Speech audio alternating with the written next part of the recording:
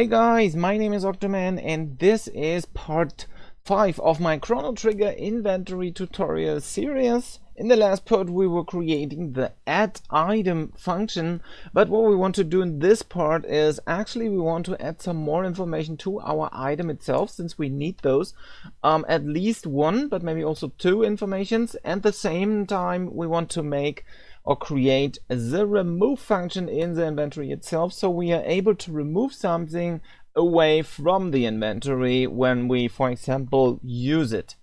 Okay, so let's start with the item itself. So we're gonna open up the item class or the item C# script pretty quick in MonoDevelop or Visual Studio, depending on what you use.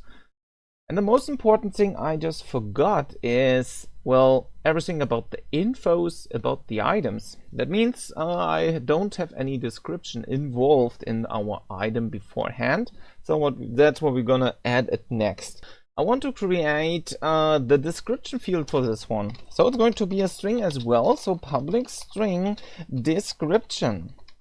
When we're going back to Unity now, into our Sword of Fire we were already creating, and the compiler is done, we should be able to implement a description as well inside our scriptable object. So as you can see now, we have a description field in here which we can actually fill in with anything about the item itself, like the description for that particular item. For example, if this would be a HP potion which is granting us maybe 10 HP when we are consuming this one, this would be the description, and this description itself will also later on display directly in this field about the item, the infos about the items. So let's fill this one up. Well, maybe we just name it or just describe it with a strong fire sword. We don't need to save this since it's automatically saved, as you remember.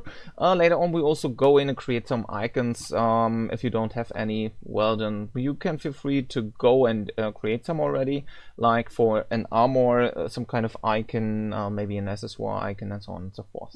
Okay, let's go to our inventory now, since we want to do some changes inside as well. Okay, in that add item function we already said, okay, we're gonna create a temporary item of type inventory item, pass in the correct item, and of course we're gonna count up the amount. What we can also do is, since I have maybe not explained that we are overdoing it, for example, when we have reached the maximum amount in one stack, the inventory system itself will create a new stack of items, which can also be the maximum amount of 99. If you don't like to have that, there's a possibility to go around that. I believe we're gonna use a pretty simple bool, a temporary bool, which is just checking for us or getting set if a specific stack is full already or not. So that means in this case there would be an else statement directly under this. So let's create a bool. This bool is once again just a temporary bool. Only when we are adding the item, we're gonna temporarily store that bool, and according to that bool, if actually there is already a stack with that item amount, then we can go and just get rid of everything in here. That means a bool is full stack maybe, and we need to set this one to false in the beginning when we are in that loop, or in the for loop in this case, and we are finding our item, which is currently the item we want to add, is going to be in the list, and the maximum amount is bigger or equal, or in this case equal to the maximum amount. Then we want to we want to do that, or we want to do something in this case. And what we want to do is we say else, we're gonna set full stack to be true. Then we go and return. That means we're gonna leave the for loop. After we have left this one, we would actually add a new item and count this one up to 1. But we only want to do that if we have no full stack. So if not full stack, do this. So that means we can prevent the function to be or to have more than one stack of items in the complete inventory system. That means we can only have 99 swords of fire in this case, but it will not add more than that even if we try to add those. So let's test this one pretty quick. I can show you this one. So we're gonna make or create an item array, some items. This just for testing. You don't need to do that. Well, actually, it needs to be public. That's just for testing purposes. In start awake, void start with a big S, open close parentheses, and in curly brackets we say we want to loop through the amount of items, or actually we want to add some items. So we say for tab tab. So we are gonna create the for loop automatically for us. We want to implement a number. Maybe we want to have 10 items. And we want to say add item. And what we're gonna pass in is the first item in the list of some items, the item array. So we say some items, open close square bracket, and we set 0. So the zeroth element in our some items list is going to be added 10 times into our inventory. So let's save this one and test this one out pretty quick. Go back to Unity. I want to make sure that I have my options canvas selected. And I want to make sure that I have the inventory script sitting on the options canvas. And we're gonna drag into some items, we're gonna drag in our Sword of Fire item, just like that. So if it's 0 for you, and it should be 0 for you, you just put this one inside that and just drag it into the item array. When we press play, we should see that we have an inventory list size of 1 now, and we have one element inside, element 0, and this is going to be our Sword of Fire item with the current amount of 10. But when we're gonna do 101 items inside of that loop, change that pretty quick and show you once again. Pressing play. It should have actually a second stack. But as you can see, since we just were limiting the amount to be 99 because we already had a full stack, we only get that element or that Sword of Fire 99 times and never more. Once again, if you want to have more stacks, you don't do that. You don't implement the full stack stuff in here, and you don't need that request, and you of course don't need that bool. Okay, and that's what you can use to prevent to have more than one stack of one particular item type or item actually in the complete inventory system. So what we want to do next is we want to have a possibility to remove items. Like, for example, we are using one with a potion or something. We want to remove one specific item from that particular list. It depends on where we're gonna use that, but what we want to make sure is that it is going to be another public function, so we have access from outside. And we can just rename it, or just say it's of type void and rename it remove item. Actually, it is not directly a use that particular item function. It's just remove that item just from the inventory because we have used that from any other point. So item to remove. Okay, so what we want to do is when we are removing that particular item with the remove function, we're gonna test this one in a moment as well. What we want to do is we want to remove that if that is at first inside our loop. So the first thing is we're gonna do the same as we have done in here beforehand. Just take this first for loop in here, gonna copy this one and paste the for loop. What we don't need is we don't need the second else or that else statement in here. And also what we want to do, we want to use, instead of item to add, we want to say item to remove. And what we also want to do is, instead of the current amount is bigger than or smaller than 99 or max amount, we want to say while this is bigger than 0, then we want to decrement the current amount and we want to return. That means we have found that, we have done that once, and we're gonna return and leave the for loop. But what's happening when there is only one left and we're gonna hit 0? what we need to do is actually we need to remove the complete item from the item list. If the inventory list I, directly after we have decremented current amount, we want to check if the inventory list.current amount is smaller or equal to 0 or equals 0, doesn't really matter at that point. We want to make sure that we're gonna remove the item from the inventory list, and basically we should be able to return at that point, so it's not checking for further items as well. Don't forget to save, and let's see if that is possible. Well, no, it is not, since we are still not in the end of that. Oh, and we forgot some curly braces in here. Don't forget to save once again and see if the error persists. If it says there is a code not reachable, I believe this is in 4744. This might be in here. We might want to go in and do not return at that point. We're not 100% sure if that is needed, but let's see.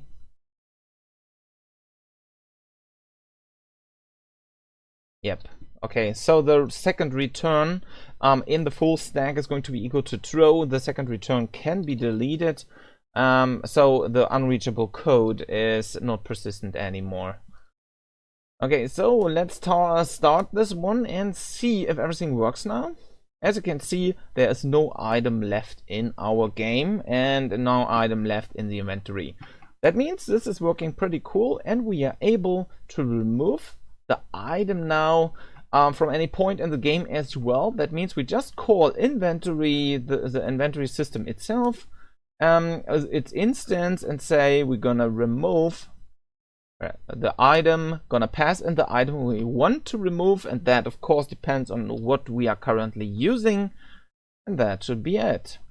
And also that is basically everything we need for the complete inventory. When we are starting the game, we can already go in and add some potions, maybe some thing like 5 potions of whatever, of 8 health or something. Then we are able to just put those in. Okay, so all of that testing stuff can now be get rid of. So I'm gonna delete the complete start function in here, and of course I get rid of the public item array some items. So we can clean this up a bit. We don't forget to save, of course, the script and all the changes. And if you want to go in that later on as well to comment stuff out, you have the possibility to do so. The next thing I want to do is I want to create 2 or 3 more scriptable objects of different types and declare them and see how we can actually populate our list.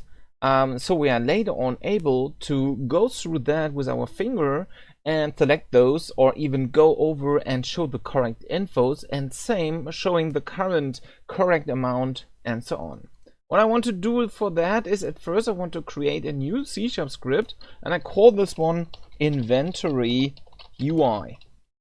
This inventory UI basically stores everything about all the slots and inventory holders inside some kind of list once again, and updates once we're gonna change anything inside. Like when we're removing something, it needs to be updated. When we are adding something, it needs to be updated. And it doesn't matter if we're gonna do that directly in here. We need to always go in and update, even when we are ordering or sorting our items inside the list. We want to make sure that we are updating this this item holder with all the corresponding information. So what we want to do is, at first, we're gonna open up our inventory user interface or UI script and create that list I was talking about. So what we don't need for now is start an update, but what we want to do is we want to create a list. So public list, and this list is going to be of type game object, and it will have all our item holders. So it's going to be our item holder list. It's going to be equal to new list of type game object, open close parentheses, and close the line with a semicolon. What we also want to have is a prefab or a prefab of our item holder, which we can populate into that list when we are creating in showing all the items. So the first one is going to be, it needs to be public. Then we're gonna call this, well, it is of type GameObject, of course, and we call this one item holder. So again, the item holder has all the connections inside itself. So we need to go and prepare the item holder later on as well. A bit, at least, we need to create some kind of script which has all the connections to the components directly on the item holder itself, so we can easily access those. Don't forget to save. Let's go back once again to our prefabs folder, and then here we're gonna have our item holder. This item holder, as I explained, needs a script which has all the connections to it, all its subcomponents, like the image, the amount, the type text, and all the other things as well. Also, later on, we're gonna need to create a connection to this info box in here, so we can change or actually populate this info field with the correct data according to whatever the item is we are currently over or hovering over. So there will be a big back and forth in between scripts, so I hope you can understand what's actually happening about all of that. So at first I go to my item panel, into the scroll rect, into the spacer, and I drag in one item holder. So what I want to do is I want to create a script for our item holder. So go back to scripts, create new C# script, and call this one item holder. This item holder script needs to be on our item holder prefab. So I just drag the script directly on that. The next one is I want to add some public fields inside our item holder script. So I double click that and open this one up in MonoDevelop. Since we need to take care of user interface pieces, we need to implement the namespace using Unity Engine.ui. So otherwise we don't have access to image and text components directly in that. We can get rid of all that things in here, but what we want to know is all the informations about whatever we're gonna have. So the first one is we need a public game object. This is going to be our finger point or finger, I don't know, the little dot to the left in here. So we know where we can position the finger when we are going through the list. Okay, going from the left to the right, the next one is a public image. And this is going to be our type image, which is actually, we're gonna later on pass in just data from the scriptable object. The next one is of type string, no, of type text, I'm sorry. This is text, and this is going to be the name of the item. So name of item text. The next one is going to be the amount. So public text, amount text. Then we're gonna have the type text. So public text, type text. Like this. Okay, don't forget to save the item holder. What we now need to do is we need to put all the connections from the item holder inside the item holder script in here. So what we do is we open this one in hierarchy up, and what we now do is we drag in all the corresponding items or the corresponding childs directly inside of all the slots in here. If we have forgot something, we're gonna go into that. So this is going to be our our image. So I'm gonna keep that. So it's of our type image. The item select point is going to be the finger point. The name of the item text is going to be, let's see, maybe I have a naming convention problem. Yes, I have that. So name text. And I put this one now into the name of item text. Then we're gonna have the amount text, which is this one, and we have the type text, which is this one. So what we now need to do is we need to apply the changes to the prefab. So holder or select the item holder and say apply. And what we want to do is we want to make sure that the item holder really has all that informations. in our prefabs folder, but it's looking good. So what we can do now is we can get rid of it once again. Okay, that's all for the item holder now. So as I said before, I want to create 2 or 3 more scriptable objects. So I can easily go right click, create, inventory, item. I can call this one maybe a potion. So the name in here will also be potion. The ID can be anything. Well, currently I just set this one to 2. I'm gonna leave the icon alone. Potion to heal 10 HP, for example, can be the description. It's going to be consumable, and it's gonna be able to use by all. So, and what we also can do is maybe create another one, maybe an MP potion. I'm not 100% sure what the names all are about, so I'm gonna call this maybe Ether. Name Ether as well. ID is maybe 3, I don't know. Recovers 10 MP, for example. And of course it's a consumable and it's usable by or can be used by all people in here, or all the guys. Okay, so we're gonna have now an Ether asset or an Ether scriptable object, a potion. I believe I'm gonna rename this one or just change the description to be healing or recover 10 HP. I believe that's cool.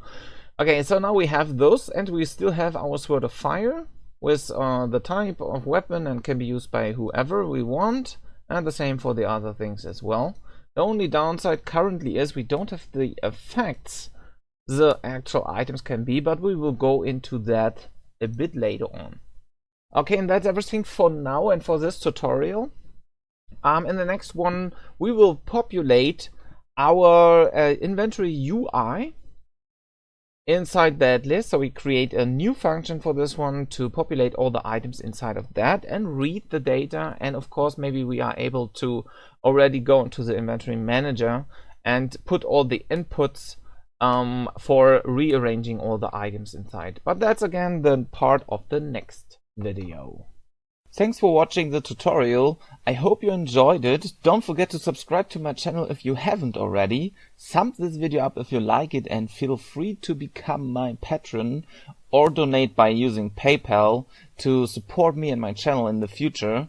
All links will be below in the description. See you in the next tutorial. Bye bye.